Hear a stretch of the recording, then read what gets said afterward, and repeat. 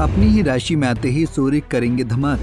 इन 4 राशियों की चमकेगी किस्मत। इन चीजों की रखनी होगी सावधानी। मेरे YouTube पेज एस्ट्रो नरेश पर आपका स्वागत है। नमस्कार, मैं हूं नरेश कुमार। सबसे पहले उन दर्शकों का धन्यवाद जिन्होंने पेज को सब्सक्राइब किया है, पेज के वीडियोस को शेयर कर रहे हैं, लाइक कर रहे हैं और कमेंट बॉक्स में हमें अपनी राय भी लगातार भेज रहे हैं।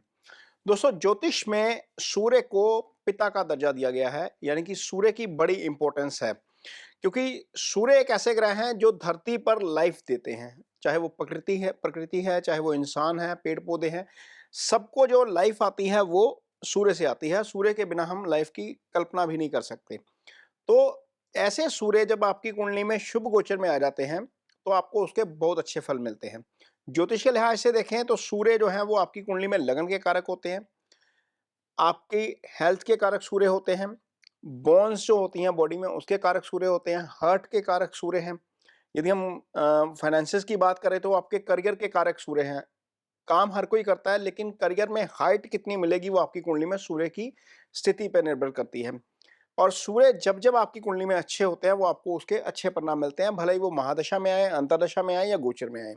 तो गोचर में सूर्य जो है वो परिवर्तन हो रहे हैं, राशि परिवर्तन कर रहे हैं।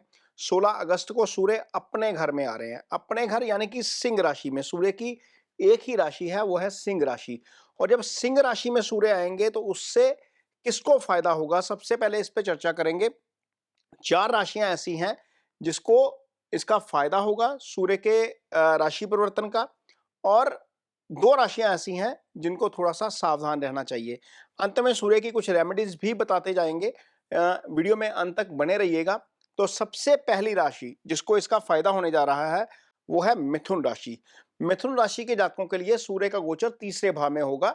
सूर्य चूंकि पाप ग्रह माने गए हैं, इसलिए उनका गोचर जो है वो तीसरे भाव में अच्छा माना जाता है। तीसरे भाव में सूर्य की अपनी राशि आएगी सिंह राशि, और सिंह राशि में सूर्य जब यहां पर गोचर करेंगे तो मिथुन राशि के जातकों के लिए पराक्रम में वृद्धि कर देंगे। लगन के कारक तो है ही, लेकिन यहां पर इस कुंडली में जो मिथुन राशि की कुंडली आपके सामने नजर आ रही है, यहां पर देखिए सर्कल नजर आ रहा है, वहां पर आपको सिंह राशि नजर आएगी। सूर्य यहां पर गोचर करेंगे। तो सूर्य जब शुभ गोचर में होंगे तो आपको करियर के साथ साथ, आपकी हेल्थ के साथ साथ यहां पर पराक्रम में वृद्धि कर देंगे। आपके कॉन्फिडेंस में जो है वो वृद्धि आ जाएगी। कोई भी काम आप करेंगे पूरी डिटर्मिनेशन के साथ करेंगे। ये भाई का भाव है। ये जो तीसरा भाव होता है ये 8 का भाव होता है, ये भाई का भाव है आपके। जो लोग कला से जुड़े हुए हैं उनको सूर्य की इस पोजीशन का काफी फायदा होगा। लगभग 1 महीने के लिए सूर्य रहते हैं एक राशि में। तो यहाँ जब तक सूर्य हैं तब तक आपको अपने ब्रदर से सहयोग मिल सकता है। ब्रदर की हेल्थ को लेकर कोई इशू है तो वहां पर थोड़ी सी चीजें बेटर हो सकती हैं। तालमेल में कमी चल रही है तो तालमेल बेटर हो सकता है। हेल्थ के मामले में सूर्य मदद करेंगे यहाँ पर आपकी। और इसके अलावा सूर्य आपको करियर में डेफिनेटली यहाँ पर मदद करेंगे। तो ये मिथुन राशि के जातकों के लिए रहेगा जब तीसरे भाव में सूर्य यहाँ पर गोचर करेंगे। अगली राशि जिसको इसका फायदा होने जा रहा है वो है तुला राशि। तुला राशि की कुंडली आप देखिए, लगन जो है वो सामने नजर आ रही है आपको स्क्रीन में। यहाँ पर देखिए सूर्य 11वें भाव में नजर आ रहे हैं। अब 11वां भाव क्या होता है? 11वां भाव एलिवेशन होता है, तरक्की होता है। 10वें से हम कर्म देखते हैं, 11वें से हम आय देखते हैं। लाइफ में जितनी भी वृद्धि होती है आपकी वो 11वें भाव से आती है। 11वें भाव को इच्छाओं के भाव के तौर पर देखा जाता है। यहाँ पर जब सूर्य अपनी राशि में आ जाएंगे तो निश्चित तौर पर आपकी इच्छाओं की पूर्ति का काम करेंगे, आपकी आय में वृद्धि करेंगे। पंचम भाव को यहाँ से देखते हैं, और आपको ये इजी गेन्स का भाव होता है। इच्छाओं की पूर्ति होना ही सबसे जो है वो बड़ी चीज मानेगी या कलयुग में, क्योंकि इच्छाएं सब रखते हैं लेकिन पूर्ति नहीं होती। लेकिन सूर्य जब यहाँ पर आएंगे तो आपकी सामाजिक प्रतिष्ठा में वृद्धि करेंगे, आपकी आय में वृद्धि करेंगे, आपकी जो एलिवेशन है, यदि कोई तरक्की पेंडिंग है तो तरक्की आपकी हो सकती है। यहाँ पर सूर्य तुला राशि के जातकों के लिए 11वें भाव के फल करेंगे। 11वां भाव कुंडली में कलयुग के लिहाज से अच्छा माना जाता है। हालांकि जो 3, 6 और 11 भाव होते हैं ये अच्छे भाव नहीं होते, लेकिन चूंकि 11वां भाव हर तरह का फल देता है आपको, वो इसलिए अच्छा माना जाता है। कोई भी ग्रह जब यहाँ पर आता है तो उसके फल अच्छे माने जाते हैं। और जब रावण ने ग्रह बांधे थे सारे, शनि को बांध लिया था, शनिदेव को बांध लिया था, तो उन्होंने भी 11वें भाव में बांधा था अपनी कुंडली में। तो ये कहा जाता है। तो 11वां भाव जो है वो आपके लिए कलयुग के लिहाज से बहुत अच्छा होता है। हालांकि ये छठे से छठा भी होता है, कुछ इसके खराब परिणाम भी होते हैं, लेकिन जितने आपको मटेरियलिस्टिक वर्ल्ड में चीजें चाहिए होती हैं वो 11वें भाव से आती हैं, और 11वां भाव आपकी लाइफ में जो है वो अच्छा रोल प्ले करता है। और अगली राशि जिसको इसका फायदा होने जा रहा है वो है वृश्चिक राशि। वृश्चिक राशि के लिए सूर्य 10वें भाव में गोचर करेंगे। ये कुंडली आप लगी हुई देख सकते हैं। यहाँ पर सिंह राशि में सूर्य है जो कि 10वें भाव में है। अब 10वां भाव क्या होता है? 10वां भाव आपकी कुंडली में कर्म का भाव है। भले ही आप जॉब करते हैं, आप फ्रीलांस का काम करते हैं, आप कारोबार करते हैं, यहाँ पर सूर्य का गोचर सबसे अच्छा माना गया है। जिनकी कुंडली में यहाँ पर सूर्य होता है, उनका जन्म दोपहर के समय होता है।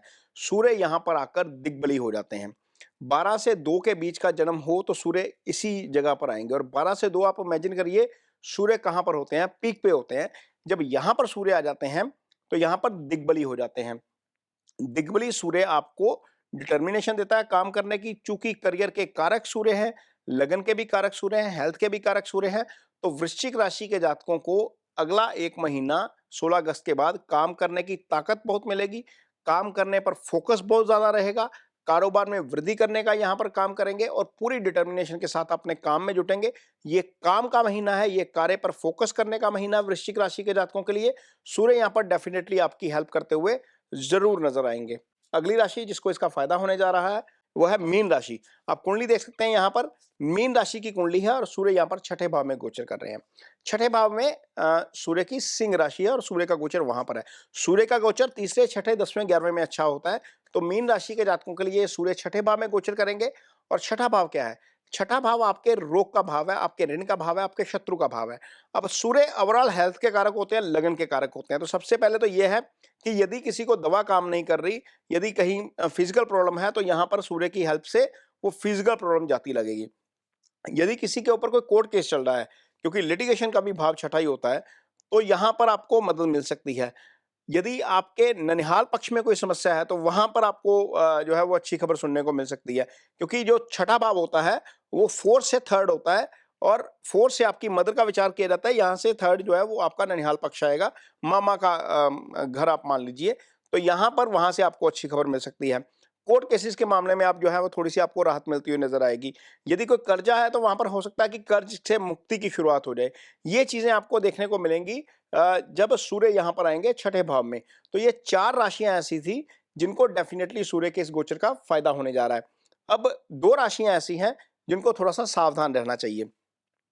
एक राशि है कन्या राशि। आप देख सकते हैं यहाँ पर कन्या राशि की कुंडली लगी हुई है, सूर्य यहाँ पर 12वें भाव में गोचर कर रहे हैं। 12वें भाव में जाना सूर्य का अच्छा नहीं है।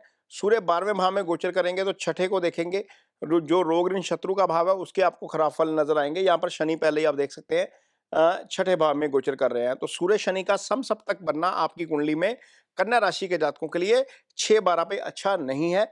ये स्थिति अच्छी नहीं है। हालांकि शनि का 6ठे का गोचर अच्छा चल रहा है आपके लिए, लेकिन सूर्य का सामने आ जाना, समसप्तक बनाना, ये अच्छा नहीं है आपके लिए।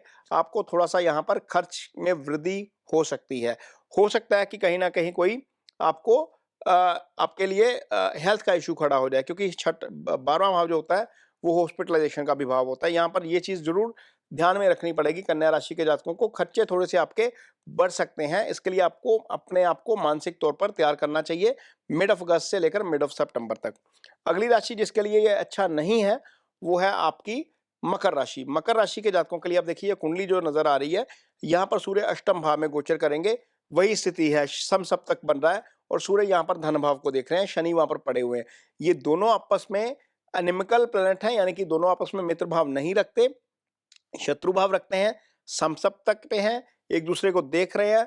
वहां पर भी धन का भाव इन्वॉल्व है, और 8th हाउस जो आयु का भाव होता है, जो लॉस का भाव होता है, जो सडन एक्सीडेंट का भाव होता है, वहां पर सूर्य का गोचर है। तो ये स्थिति अच्छी नहीं है। गाड़ी धीमी चलाइए। यदि आप कोई ऐसा काम करते हैं जहां पर दुर्घटना की संभावना रहती है, वहां पर अपना ध्यान रखिए जरूर।